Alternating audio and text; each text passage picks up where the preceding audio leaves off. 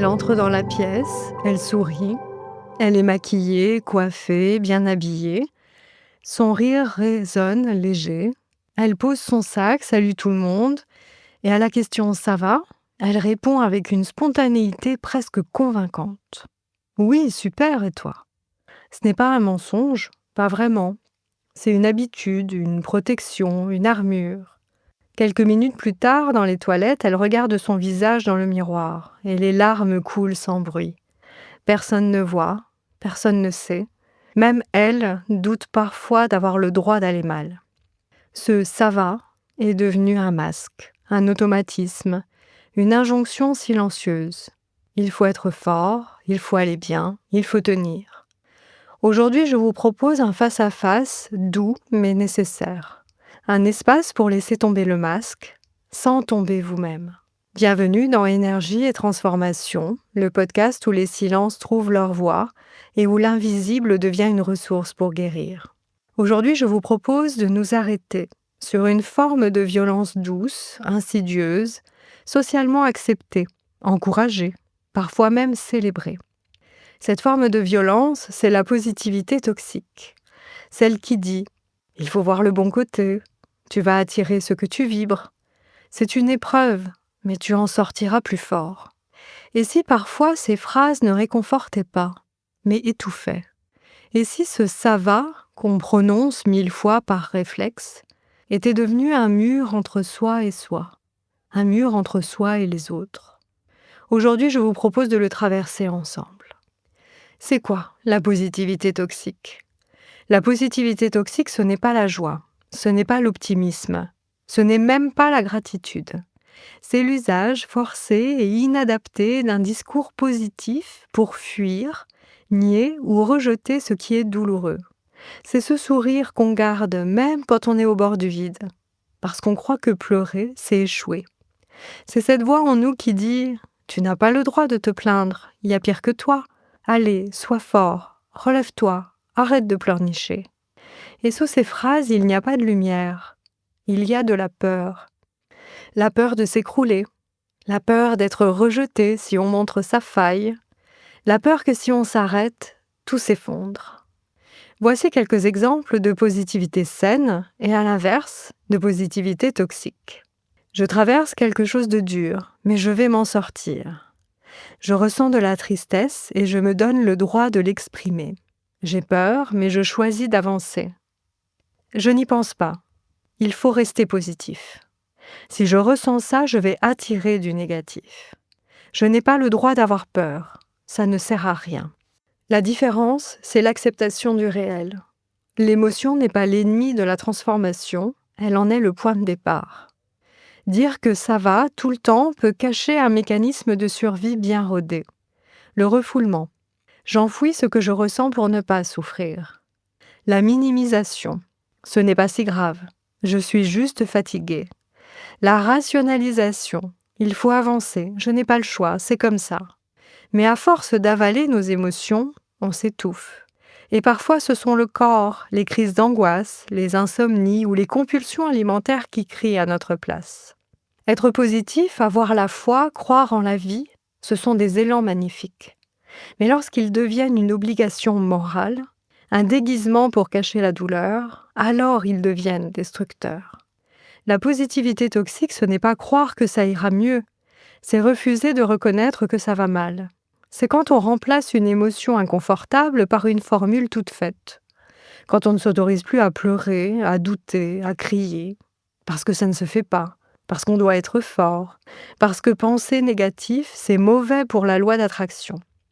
Alors on sourit à travers les larmes, on dit « tout va bien » et on s'efface petit à petit derrière une image impeccable. Une image, mais plus une personne vivante. La loi d'attraction, vous la connaissez peut-être, cette idée que ce sur quoi vous concentrez votre attention, vos pensées, vos émotions, finit par se manifester dans votre vie. On pourra alors penser que penser positif tout le temps, ne jamais se plaindre, ni se laisser envahir par les émotions négatives, c'est la recette parfaite pour attirer le meilleur. Mais justement, c'est là que la positivité toxique peut faire des dégâts. Car la loi d'attraction ne fonctionne pas comme un simple bouton on-off qu'on active en affichant un sourire forcé ou en récitant des affirmations creuses.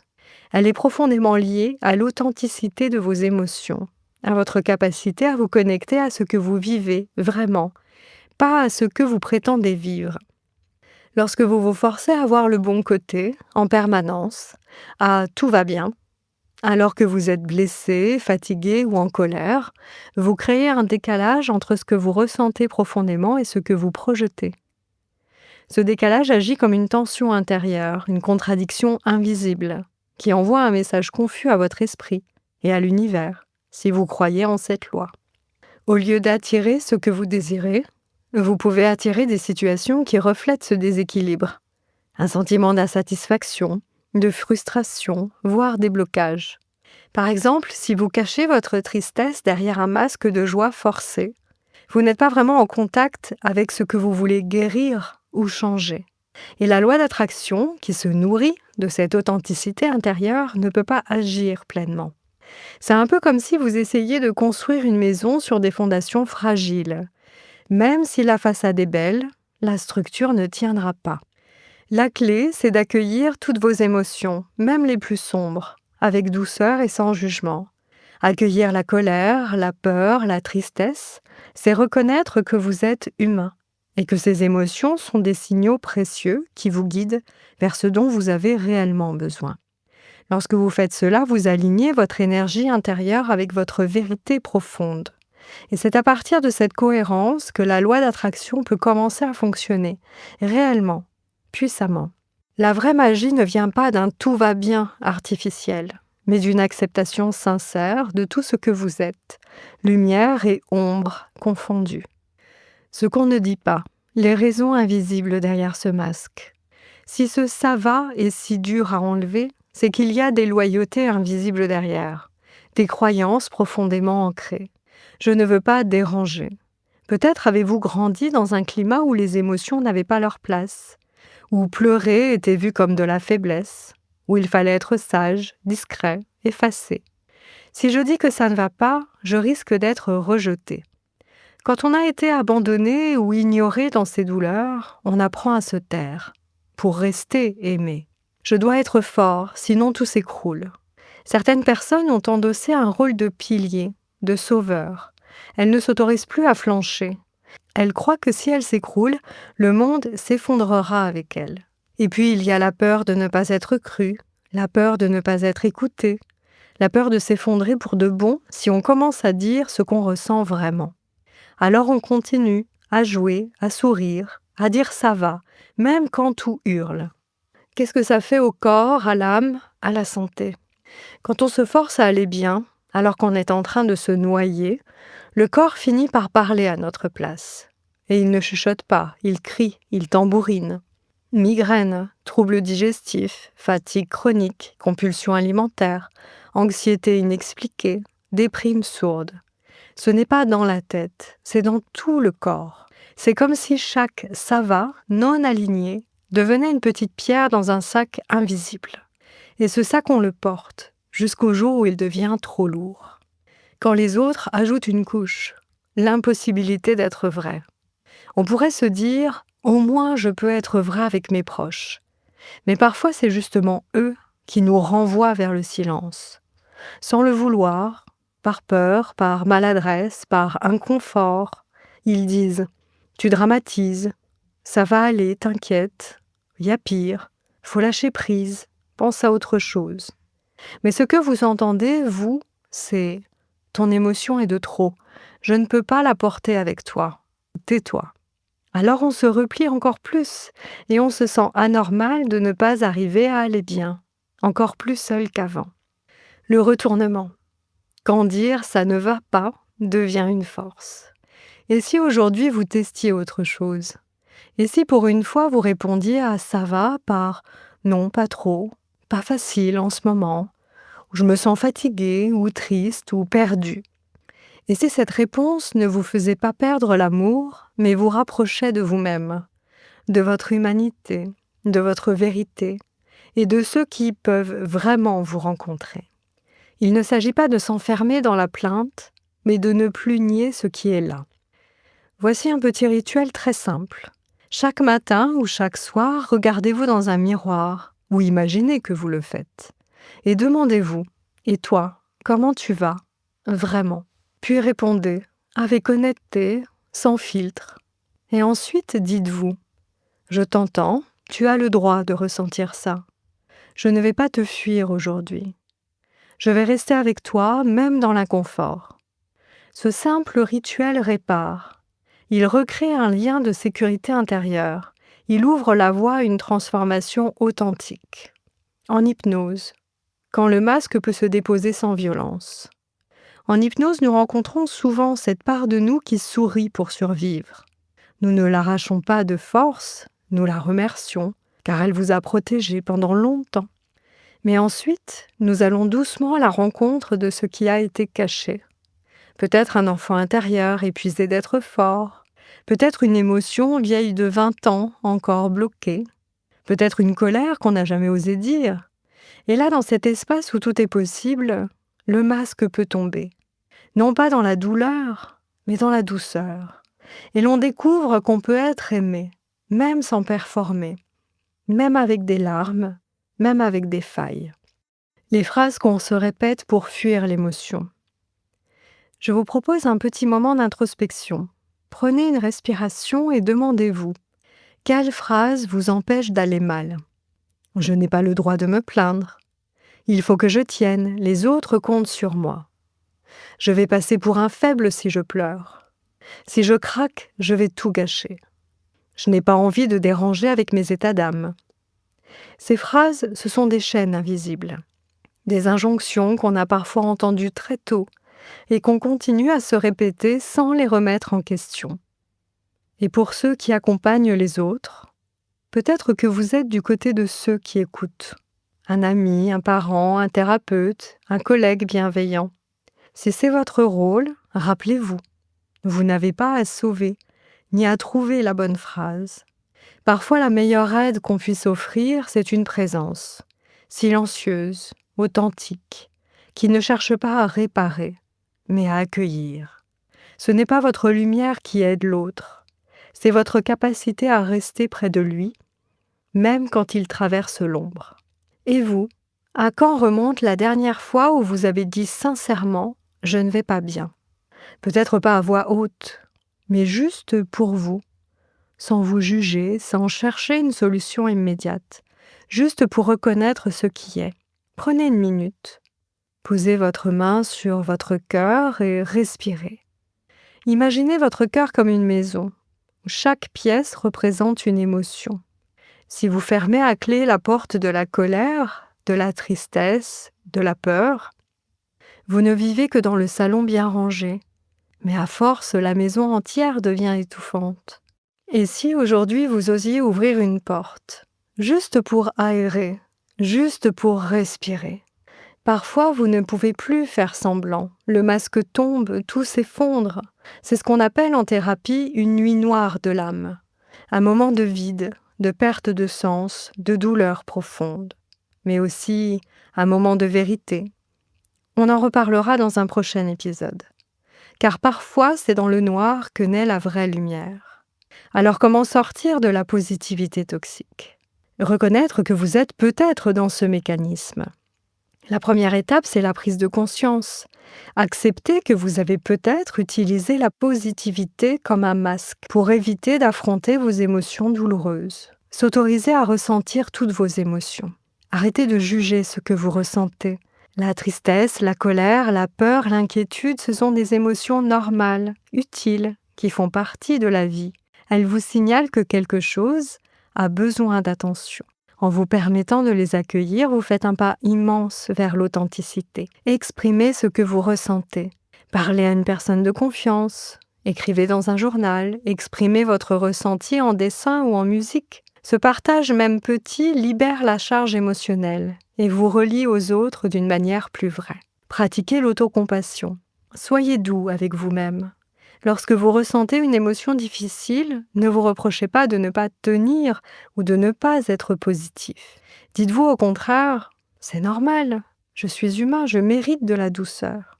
Créez des rituels de reconnexion à vous-même. Prenez quelques minutes par jour pour vous recentrer par la méditation, la respiration consciente, la marche dans la nature ou simplement un moment de silence. Cela vous aide à écouter ce qui se passe en vous, sans précipitation. Apprenez à poser des limites. Il est légitime de dire non à des demandes qui vous épuisent ou de choisir de ne pas toujours faire bonne figure. Protégez votre énergie sans culpabilité. Demandez de l'aide professionnelle si besoin. Parfois, sortir de ce mécanisme demande un accompagnement. Un thérapeute peut vous aider à explorer en profondeur vos émotions et à construire de nouvelles façons d'être avec vous-même et les autres. Si vous le souhaitez, je vous propose maintenant un moment de pause intérieure. Un voyage doux vers votre refuge intérieur. Installez-vous confortablement et fermez doucement les yeux. Laissez votre respiration se faire plus lente, plus profonde. Imaginez un lieu qui vous est entièrement dédié. Un espace chaleureux, sécurisant, où vous pouvez être vous-même sans aucun masque. Peut-être une pièce baignée de lumière douce, ou un coin de nature que vous aimez. Ressentez le support sous vous, solide et rassurant. Ici, vous pouvez poser toutes vos protections.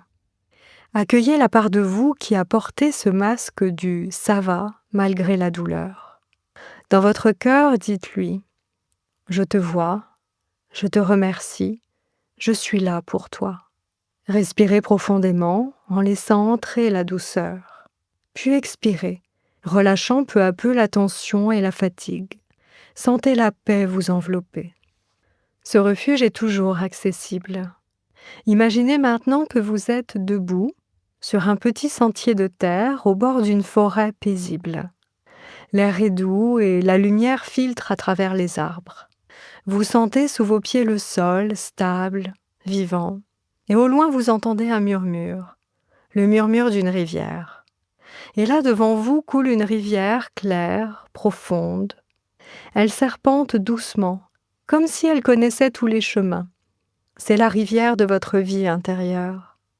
Et vous, vous êtes là, avec un masque sur le visage. Un masque que vous avez appris à porter. Un masque de sourire, de force, de « tout va bien ». Un masque qui dit aux autres « ne t'en fais pas, je gère », mais qui parfois vous empêche de respirer vraiment. Ce masque, vous ne l'avez pas mis par hasard. Il a été utile, peut-être pour vous protéger, peut-être pour ne pas inquiéter, pour être aimé, accepté, pour continuer d'avancer, même quand tout vacillait à l'intérieur. Mais aujourd'hui, ici, au bord de cette rivière, vous sentez qu'il est temps de le regarder en face, temps de l'enlever doucement, pas pour le rejeter, mais pour le poser, avec respect, avec tendresse pour la version de vous qui en a eu besoin. Et pendant que vous tendez la main vers votre visage intérieur, imaginez que vous pouvez saisir ce masque, doucement, comme on retire une armure devenue trop lourde, et vous le tenez là, dans vos mains. Regardez-le, tout ce qu'il contient, les ça va forcés, les je positive dits en serrant les dents, les sourires quand vous aviez envie de pleurer. C'est lourd parfois, n'est-ce pas? Alors, si c'est le bon moment, vous pouvez tendre les bras et poser ce masque sur la surface de la rivière. La rivière le reçoit sans jugement, elle l'accueille doucement et elle l'emporte. Pas pour l'effacer, mais pour le transformer. Dans ses courants, dans ses boucles d'eau, dans sa mémoire. Et vous, vous sentez l'air sur votre peau nue, votre vrai visage, votre vrai ressenti. C'est vulnérable et c'est beau. Vous êtes là tel que vous êtes, sans devoir vous forcer à être fort ou lumineux ou parfait. Et dans cette rivière, vous pouvez aussi vous immerger, plonger vos mains ou même tout votre corps, sentir l'eau vous envelopper, vous purifier de tous ces faux positifs accumulés, de toutes ces injonctions à aller bien, vous laisser traverser par ce qui est vrai. Peut-être qu'il y a de la tristesse, de la colère, du soulagement, tout est bienvenu ici. dans cette eau vivante, vous pouvez vous retrouver. Et alors que vous ressortez doucement de cette rivière, vous remarquez quelque chose, un objet sur la berge, un petit miroir. Pas un miroir de jugement, un miroir doux, bienveillant. Et vous vous regardez dedans. Et ce que vous voyez, c'est votre visage vrai. Pas celui qui fait semblant, mais celui qui ressent, celui qui vit, celui qui aime. Et vous pouvez murmurer ces mots ou les ressentir dans votre cœur. J'ai le droit d'être vrai. J'ai le droit de ne pas aller bien. J'ai le droit de ressentir. Et j'ai le droit de me retrouver. Et dans quelques instants, vous allez pouvoir revenir ici et maintenant. Ramenez avec vous ce souvenir, ce contact avec vous-même, ce soulagement d'avoir laissé le masque glisser et cette force tranquille d'avoir osé être vrai. Commencez à bouger doucement vos doigts, vos épaules, peut-être à inspirer un peu plus profondément. Et quand ce sera le bon moment, vous pourrez ouvrir les yeux et revenir avec un peu plus d'espace, un peu plus de paix et peut-être un peu plus de vous. Et peut-être qu'aujourd'hui vous ne sourirez pas et c'est parfait ainsi. Parce qu'un cœur qui pleure en vérité est plus vivant qu'un visage qui sourit pour faire semblant. Vous n'êtes pas trop, vous n'êtes pas faible, vous êtes humain. Et dans cette humanité, il y a des jours de lumière et des jours d'ombre. Ce podcast n'est pas là pour vous faire aller bien à tout prix. Il est là pour vous rappeler que vous avez le droit d'exister, même quand ça ne va pas, que vos larmes sont précieuses, que vos silences méritent d'être entendus et que votre vérité intérieure mérite d'être respectée. Dans notre prochain épisode, nous aborderons un sujet délicat mais crucial. Comment aimer sans se perdre quand on vit aux côtés d'une personne en dépendance? Vous découvrirez pourquoi il est si difficile de poser des limites, comment gérer la culpabilité qui vous ronge et surtout, comment préserver votre propre équilibre émotionnel. Ce sera un espace pour comprendre, accueillir vos émotions et apprendre à vous aimer tout en accompagnant l'autre. Ne manquez pas ce moment d'écoute et de partage qui pourrait transformer votre manière de vivre ces relations complexes. Si cet épisode a résonné pour vous, partagez-le à quelqu'un qui peut-être sourit trop souvent en silence. Si vous ressentez que ce chemin vers la liberté émotionnelle, vers l'authenticité, est un voyage que vous souhaitez entreprendre, je vous invite à découvrir mon pack hypnose spécial reconnexion à soi et tout particulièrement le pack Amour de soi sur mon site christineginier.com. Ce pack a été conçu avec soin pour vous accompagner pas à pas avec des outils simples, concrets et puissants. Merci pour ce moment. Abonnez-vous pour ne rien rater de nos explorations. Vous pouvez également prendre rendez-vous sur mon site pour des séances personnalisées. Je serai ravie de vous accompagner sur ce chemin de transformation. À très bientôt dans un nouvel épisode d'énergie et transformation. Et surtout, prenez soin de votre vérité, même quand elle tremble.